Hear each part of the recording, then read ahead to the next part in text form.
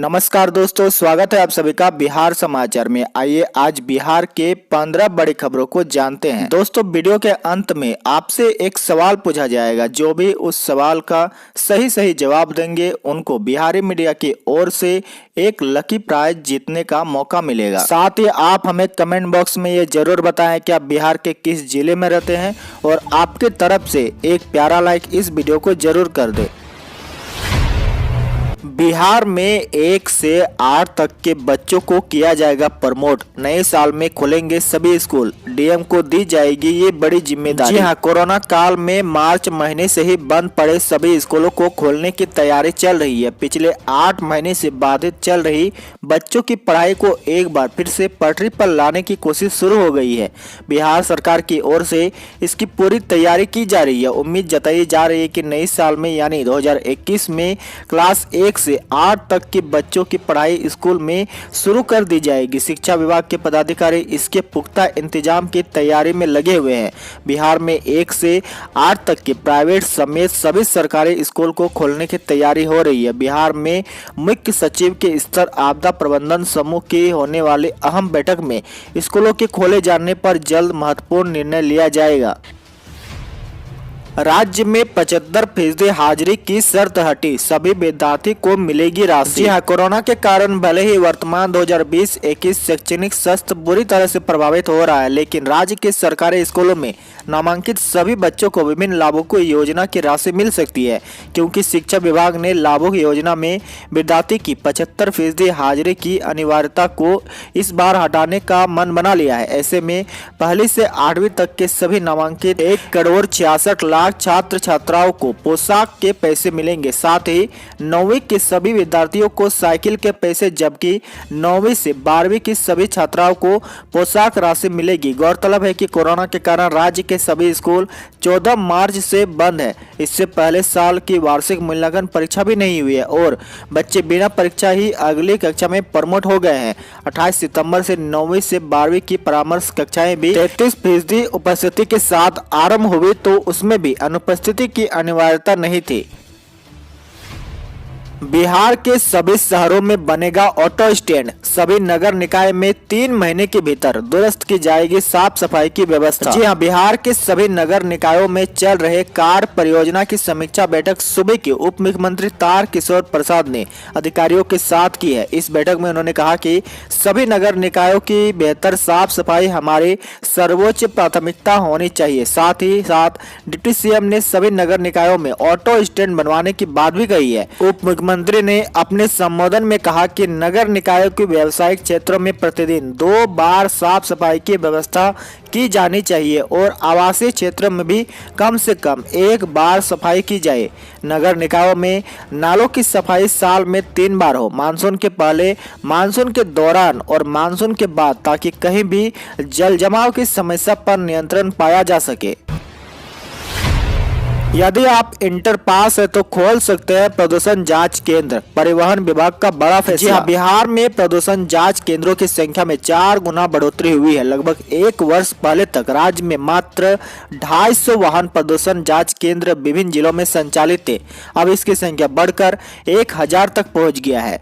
परिवहन सचिव संजय कुमार अग्रवाल ने बताया कि परिवहन विभाग द्वारा नियमों में बदलाव किए जाने के बाद जिलों में वाहन प्रदूषण जांच केंद्रों की संख्या में काफी इजाफा हुआ है। अगले साल 2021 में 1000 और नए वाहन प्रदूषण जांच केंद्र खोले जाएंगे। परिवहन सचिव संजय कुमार अग्रवाल ने बताया कि विभिन्न जन उपयोगी सुविधाओं के साथ रोजगार सृजन विभाग की प्राथमिकता है।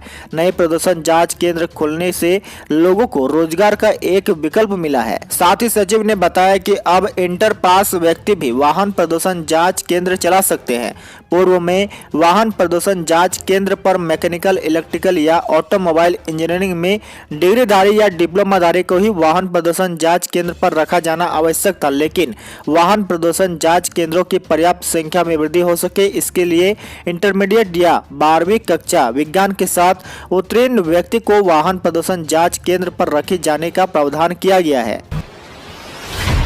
नितिन गडकरी आज करेंगे कोइलवर पुल का उद्घाटन, सीएम नीतीश भी रहेंगे मौजूद। जी हां, पटना को आरा जिले से जोड़ने वाले कोइलवर पुल के समानांतर सोन नदी पर बने 6 लेन पुल पर वाहनों का परिचालन 10 दिसंबर से फिर से शुरू होने वाला है। आज केंद्रीय सड़क परिवहन एवं राजमार्ग मंत्री नितिन गडकरी वीडियो कॉन्फ्रेंसिंग के माध्यम से इस पुल का उद्घाटन भी करेंगे। उद्घाटन कार्यक्रम में केंद्रीय ऊर्जा मंत्री आर.के. सिंह व मुख्यमंत्री नीतीश कुमार पुल के उद्घाटन समारोह में मौजूद रहेंगे। बात करते हैं किसान आंदोलन को लेकर, तो केंद्र का प्रस्ताव किसान संगठनों ने ठुकराया।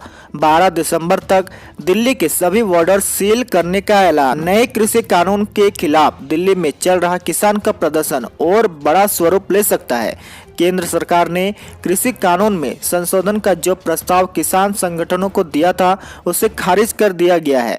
केंद्र की तरफ से किसानों के पास संशोधित प्रस्ताव भेजा गया था, लेकिन किसान संगठन ने इसे खारिज करते हुए ऐलान किया है कि वह किसान आंदोलन को और तेज करेंगे। किसान संगठनों ने कहा कि अगर सरकार इस जीत पर अड़ी हुई है कि वह किसी कानून को वापस नहीं लेगी तो हम भी सरकार को बख्शने के मूड में नहीं है। 15 दिसंबर तक किसान संगठनों ने जयपुर हाईवे को बंद करने का भी ऐलान किया है। बात करते हैं राज्य में कोरोना अपडेट को लेकर, तो बिहार में कोरोना संक्रमण की रफ्तार अब धीमी हो गई है। जी हां, राज्य में पिछले 24 घंटों में कोरोना के 690 लोग पॉजिटिव मिले हैं। इसके साथ ही राज्य में कोरोना संक्रमण की संख्या बढ़कर 2,40,939 तक पहुंच गई है। बिहार में फिलहाल 5,847 कोरोना के एक्टिव मरीज है। वहीं दूसरी ओर राजधानी पटना में कोरोना का कहर थमने का नाम नहीं ले रहा। राजधानी पटना में एक बार फिर से सबसे ज्यादा 267 नए मामले सामने आए हैं। साथ ही आपको बता दें पिछले 24 घंटों के भीतर 3 लोगों की कोरोना से जान चली गई है। इसके साथ ही राज्य में कोरोना से कुल मरने वालों का आंकड़ा 1300 तक पहुंच गया है। बिहार के लोगों के लिए खुशी की बात यह है कि मात्र 24 घंटे के भीतर 674 कोरोना मरीज स्वस्थ हुए हैं। पटना हाईकोर्ट का बिहार सरकार को निर्देश, 60 साल से अधिक उम्र वालों की कोरोना जांच रिपोर्ट पेश करें। जी हां, पटना हाईकोर्ट में राज्य सरकार ने कोरोना महामारी की रोकथाम के लिए की जा रही कार्रवाई का पूरा ब्यौरा पेश किया है। कोर्ट ने 60 वर्ष से अधिक उम्र के लोगों की कोरोना जांच रिपोर्ट राज्य सरकार को पेश करने का निर्देश दिया है। मामले पर अगली सुनवाई 15 दिसंबर को होगी। वहीं मंगलवार को जेपी सेनानी, दिनेश कुमार सिंह व अन्य की ओर से दायर लोकहित याचिका पर मुख्य न्यायाधीश न्यायमूर्ति संजय करोल तथा न्यायमूर्ति एस कुमार की खंडपीठ ने सुनवाई की। सरकार की ओर से कोर्ट को बताया गया कि राज्य के सभी जिलों में कोरोना महामारी को नियंत्रित करने के लिए लगातार टेस्ट के साथ अन्य प्रभावी कार्रवाई की जा रही है। एनडीए में उपेंद्र कुशवाहा की होगी एंट्री, तो चिराग को आउट करने की चल रही है कवायद। जी हां, चुनाव के बाद किसी भी राज्य की राजनीतिक हलचलें शांत हो जाती है, लेकिन चुनाव के बाद बिहार की राजनीति और हिचकोले ले रही है। दरअसल बिहार विधानसभा चुनाव 2020 में जदयू को अपेक्षा के मुताबिक कम सीटें मिली है। ऐसे में जदयू के राष्ट्रीय अध्यक्ष और बिहार के मुख्यमंत्री नीतीश कुमार अपने कुनबे को मजबूत करने में लगे हैं। इसी कड़ी में नीतीश कुमार ने रालोसपा के राष्ट्रीय अध्यक्ष उपेंद्र कुशवाहा से मिलकर एनडीए में उन्हें लाने की कवायद शुरू कर दी है, लेकिन नीतीश कुमार ने एनडीए में चिराग पासवान को रखने की भी खिलाफत की है। इसको लेकर नीतीश कुमार ने साफ कर दिया था कि लोजपा ने क्या किया है ये भाजपा को देखना चाहिए और उन्हें क्या एक्शन लेना चाहिए वह ले। नए साल की शुरुआत से ही आर ब्लॉक दीघा रोड पर चलने लगेगी गाड़ियां। बिहार के पथ निर्माण मंत्री मंगल पांडे ने राजधानी पटना में बन रहे आर ब्लॉक दीघा पथ का निर्माण कार्य 31 दिसंबर तक पूरा कर लेने का निर्देश दिया है। इसके साथ ही भोजपुर और पटना के बीच रोड कनेक्टिविटी को सुदृढ़ बनाने के लिए बहिया जगदीशपुर बीरो बिहाटा पथ को मार्च 2021 तक पूरा करने का आदेश दिया है। मंत्री ने मंगलवार को Bihar state road development corporation के अंतर्गत क्रियान्वित परियोजनाओं की समीक्षा की। कहा कि लगभग 7.5 किलोमीटर लंबे आर ब्लॉक दीघा पथ के निर्माण पर लगभग 340 करोड़ की लागत आई है। वहीं 54.51 किलोमीटर लंबे बिहिया जगदीशपुर पीरो बिहाटा पथ का निर्माण 504 करोड़ रुपए की व्यय से हो रहा है। बिहार में हुई साल की सबसे बड़ी लूट, तेजस्वी ने सीएम नीतीश पर कसा तंज, काश महाजंगल राज के महाराजा इस पर कुछ बोलते। जी हां, बिहार के दरभंगा जिले में बड़ा बाजार स्थित अलंकार ज्वेलर्स से बुधवार की सुबह 10:30 बजे 8 हथियारबंद अपराधी करीब 10 करोड़ के सोने के जेवरात लूटकर फायरिंग करते हुए फरार हो गए। शहर की हृदय स्थली दरभंगा टावर के पास भीड़भाड़ वाले बाजार में दिन दहाड़े हुई इस घटना से सनसनी फैल गई है। वहीं इस वारदात को लेकर नेता प्रतिपक्ष तेजस्वी यादव ने बिहार के नीतीश सरकार पर जमकर हमला बोला है। तेजस्वी ने ट्वीट करते हुए कहा कि महाजंगल राज का महाडरावना नजारा, दरभंगा में सत्ता संरचित हथियारबंद अपराधी दिन दहाड़े भर बाजार में कई राउंड फायरिंग कर 10 करोड़ का सोना लूट के ले गए। चंद कदम दूर ही एसपी ऑफिस और बीजेपी विधायक आवास है। जवाब कौन देगा? 30 साल पहले के सीएम या वर्तमान सीएम? बीपीएससी 64वीं इंटरव्यू की तारीख की घोषणा। जी हां, बिहार लोक सेवा आयोग ने बीपीएससी 64वीं परीक्षा के सेकेंड और आखिरी फेज के इंटरव्यू की तारीख की घोषणा कर दी है। जो पहले राउंड में सफल हुए थे अब दूसरे राउंड के लिए तारीख देख सकते हैं। बीपीएससी की आधिकारिक वेबसाइट bpsc.nic.in पर तारीख जारी की गई है। आपको बता दें कि 4 जनवरी 2021 से इंटरव्यू शुरू होंगे। इंटरव्यू में 2 सेशन होंगे, पहला 10:30 से और दूसरा दोपहर 2:30 बजे से। दिसंबर जनवरी में आरआरबी, एसएससी, सीएसबीसी, बीपीएससी की कई बड़ी भर्ती परीक्षाएं कोचिंग बंद होने से बड़ी परेशानी। जी हां, राज्य में कोचिंग संस्थान बंद होने से प्रतियोगिता परीक्षा की तैयारी करने वाले लाखों परीक्षार्थी भी परेशान हैं। अभी प्रतियोगिता परीक्षा का दौर है, कई बड़ी परीक्षाएं होनी है। इन्हीं परीक्षाओं पर लाखों परीक्षार्थी का भविष्य टिका हुआ है। कोचिंग संस्थान बंद होने की वजह से छात्रों की तैयारी नहीं हो पा रही है। इसका सीधा नुकसान परीक्षार्थियों को हो रहा है। अभी हाल ही के दिनों में कई बड़ी परीक्षाएं होनी है। इसमें रेलवे की परीक्षाएं सबसे बड़ी है। इसमें देश भर से 2 करोड़ 42 लाख परीक्षार्थी ने आवेदन किया है। बिहार के प्रतियोगिता परीक्षार्थी देश भर में सबसे अधिक आवेदन करते हैं। सिर्फ रेलवे की परीक्षा में बिहार से 7 लाख से अधिक परीक्षार्थियों ने आवेदन किया है। इसके अलावा अन्य प्रतियोगिता परीक्षा की तैयारी में आवेदन करते हैं।